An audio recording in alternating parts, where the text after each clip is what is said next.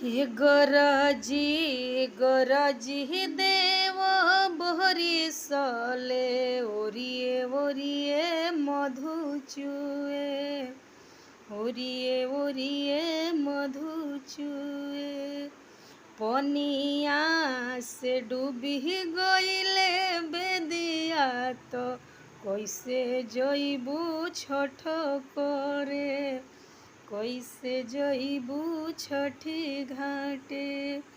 आप सभी को छठ महापर्व की ढेर सारी शुभकामनाएं।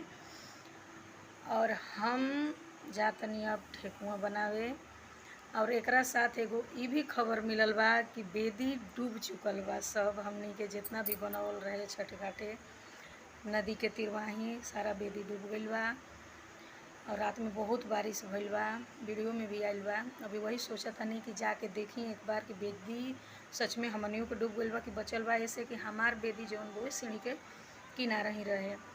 तब देखी शाम के पूजा में का तैयारी होता, सब मिल के का ओकर निकालता, कहीं घाट पर करे के बा, ऊपर करे के बा, या जे जहाँ जैसा ही खाली अर्घ देवे के बा, जो भी हुई अच्छा लगी।